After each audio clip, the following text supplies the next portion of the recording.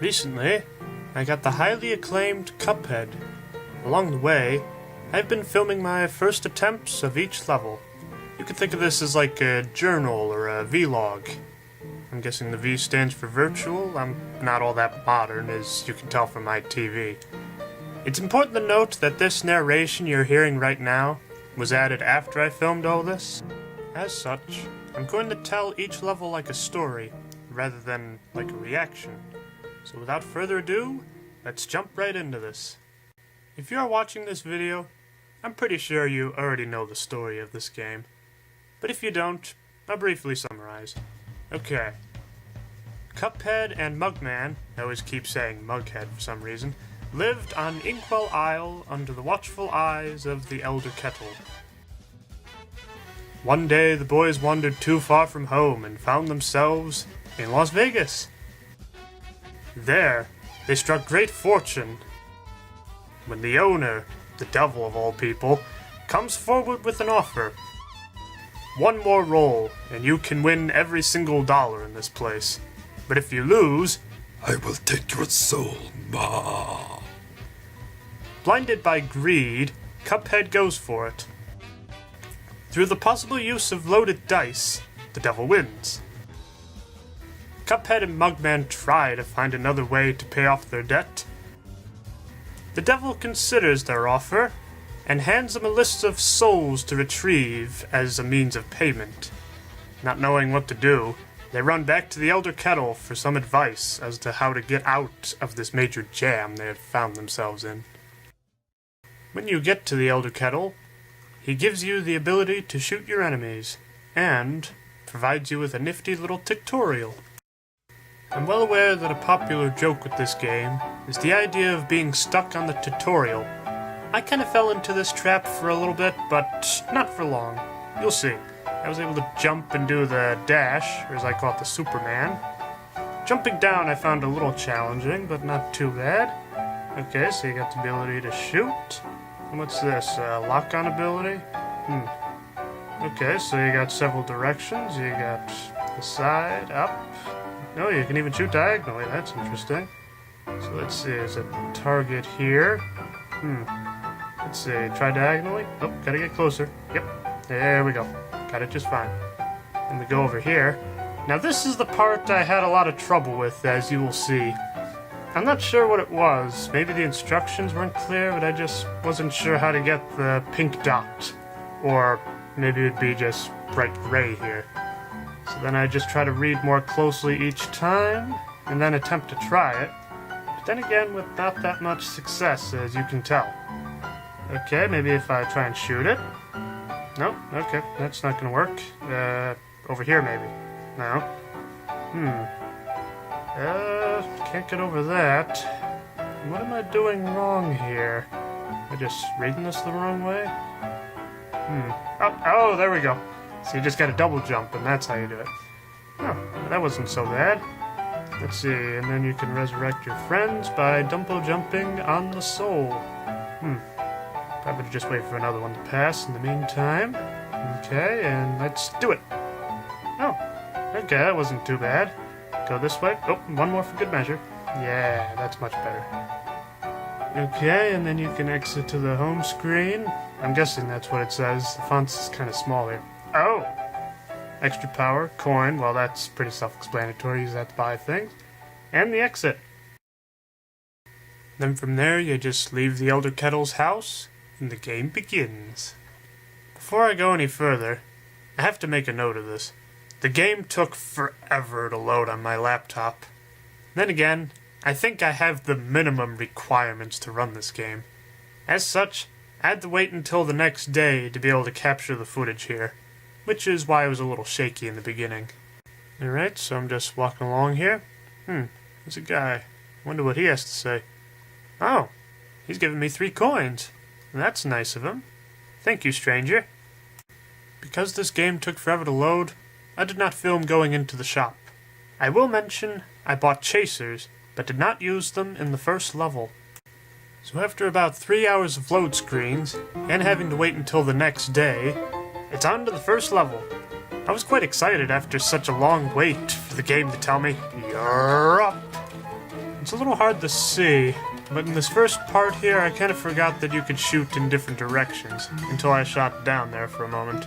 So for the most part, I stuck with shooting left and right. It wasn't until about this point I remembered, oh, you can shoot diagonally, see? Now doesn't that make things a little easier? So I just kept going along, shooting up some enemies. That guy took a few hits. There's a blue blob there, I better get him out of the way before I get on top of that log.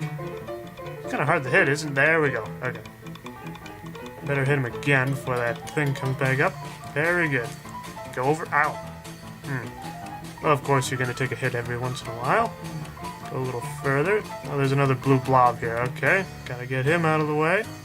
Keep going. Watch out. Yep, the mushroom. Oh. You will notice that here I kind of spliced the footage a little bit. Seeing that it took forever to load into this level, I thought it was gonna take just about as long to reload the level. And I was pleasantly surprised to see it only took about 10 seconds to reload the level again. I died 5 times going through this level. I figured I would show you each time I did, and then comment on the final attempt I actually beat the level. The second death was at the first flying acorn. Wasn't really sure how to react to it. The third time was the same as the first, that stupid mushroom. The fourth was after crossing this long gap here. An enemy just kinda took me by surprise. The fifth time was sadly a lot further back when a whole bunch of enemies started crowding. The final death was just stupidity. I walked into a flower. Now after deaths like that, I didn't really think I'd get it on this attempt, but I guess luck or maybe skill took in, but this was the attempt that I beat the level in. It's important to note that I have seen bits and pieces of this first level through a Let's Play channel. I believe they called it James and Mike Mondays. In fact, if it wasn't for their video, I probably wouldn't have gotten or known much about this game at all. So I'm pretty happy about that. The reason I bring that up is because I didn't want you to think this game was completely foreign to me.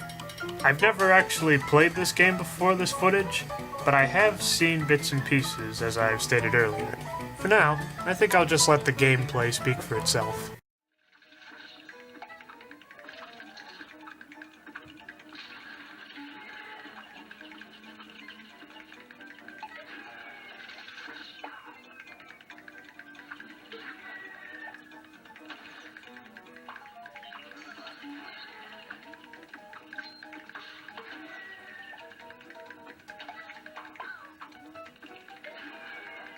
I'm not sure if you needed the Superman over this gap, but it seemed like it was a good idea.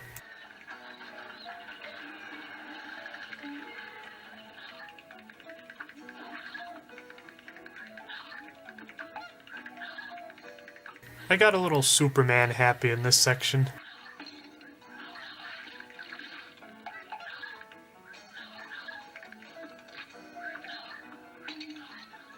After that, I only had 1 hit left, so I took this next part kind of slowly.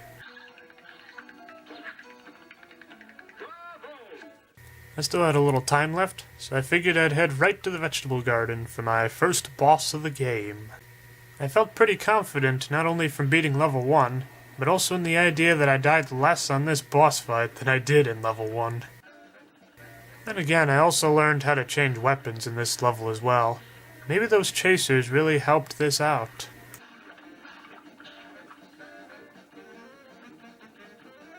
After the fast speed of the potatoes, I got a little tripped up when they started going slow again. Experts of this game are probably wondering why I stood in the middle when the onion came up. But then again, it was the first time I saw this boss. I had to figure out where to go from there.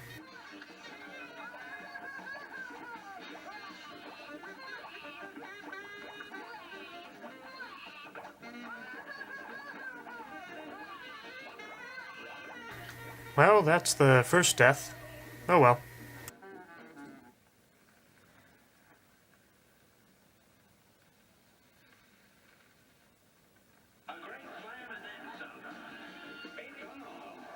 For this one, I was once again able to defeat the potato just fine, but I couldn't even get to the onion. It killed me as soon as it spawned right out of the ground.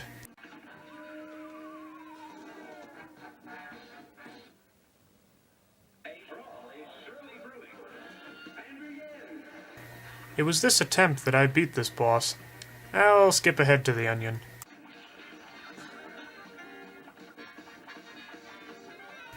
I do kind of wonder, is the onion crying for comedic effect? If it is, I enjoy the subtle joke. If not, then whatever.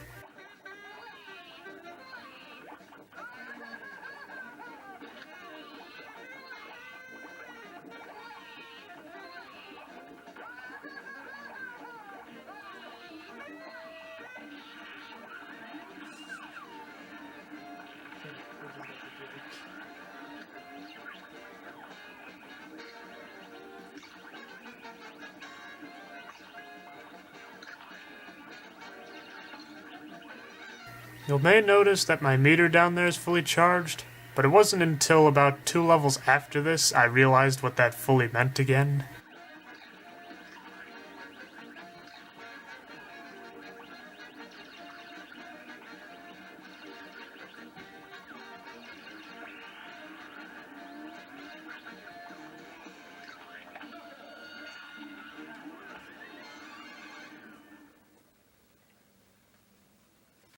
Well, that concludes this entry.